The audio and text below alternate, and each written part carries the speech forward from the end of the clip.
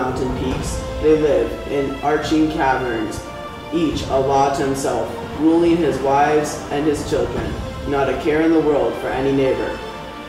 I'll go across with my own ship and crew and probe the natives living over there. What, are they violent, savage, lawless, or friendly to the strangers, God-fearing men? O great, majestic, and heroic Odysseus, did you not already tell us that those brutes are lawless savages, so why risk our lives to go find out if they are friendly to strangers? You yourself said that they have no council, no meeting place, no laws.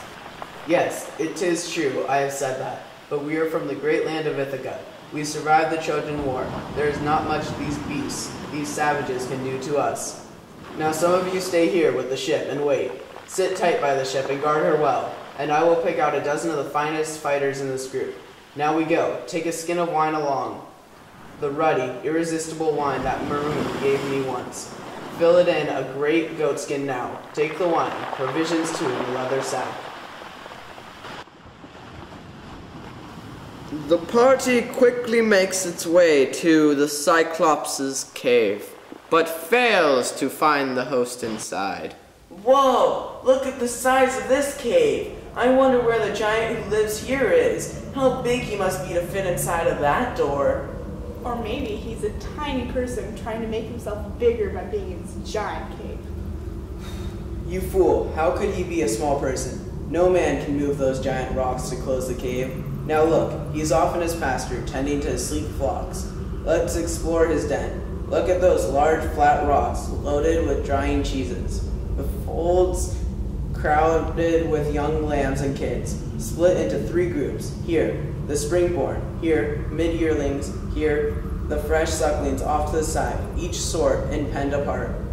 All his vessels, pails, and hammered buckets, he must use them for milking. They're brimming full with whey. Let's take away with the cheeses, then come back hurry.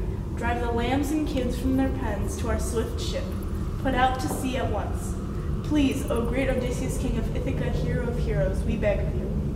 Stop pressing me. I will not give way. Now here, we build a fire. Set your hands on the cheeses. Offer some to the gods, and eat a bulk of the cheeses ourselves, and settle down inside. Await the Cyclops' return.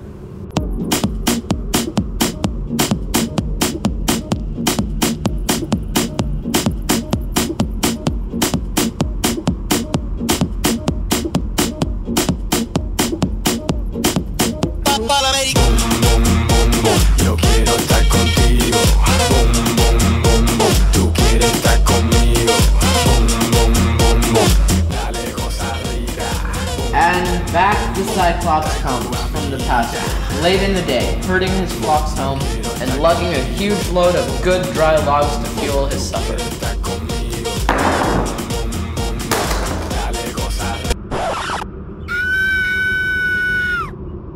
Fee-fi-fo-fum. I smell the blood of a Greek man. Strangers, now who are you? Where did you sail from? Over the running sea lanes? Out on a trading spree? Or roving the waves like pirates? Sea wolves raiding at will, who risk their lives to plunder other men? And Odysseus shot back in his crafty way. My ship, you say? Poseidon, god of the earthquake, destroyed my ship, drove it against the rocks at your island's far cape. He dashed it against a cliff, as the winds rowed us in. I, and now 11 men you see, escaped a sudden death. One of Odysseus's men leans over and whispers, Odysseus, you yourself are wrong. A hypocrite you are, saying they have no laws, don't fear the gods, but yet you ask if he does. You're a fool. What fools to eat my food and drink my drink? You must be a fool, stranger, or come from nowhere, telling me to fear the gods or avoid their wrath.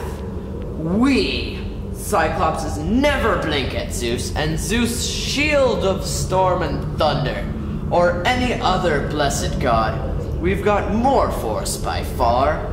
I never spare you in fear of Zeus's hatred, you or your comrades here.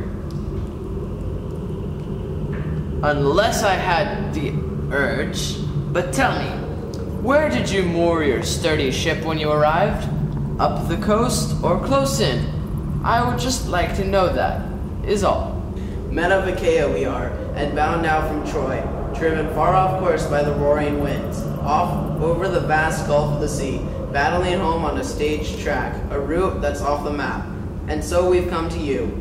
So it must please the King Zeus' plotting heart. We're glad to say we're men of Atrides Agamemnon, whose fame is the proudest thing on earth these days. So great a city he sacked, such multitudes he's killed. But since we've chanced at you, we're on our knees in hopes of a warm welcome, even a guest's gift. The sort that hosts give strangers, that's the custom.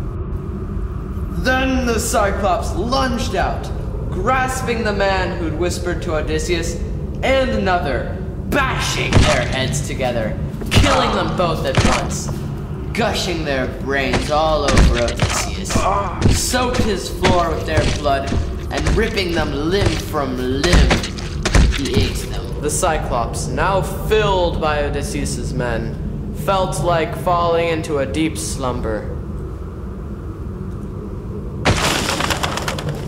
Me, with my fighting heart, I thought of this first. I will grab his club, sharpen it, and plunge it into the Cyclops' eye. Quick now, while he's asleep, help me, plunge this into his eye. Oh, ow, I just got stabbed in the face. Who is it that stabbed me? My name is Nobody, and I have blinded you. Nobody! You will face the wrath of Poseidon.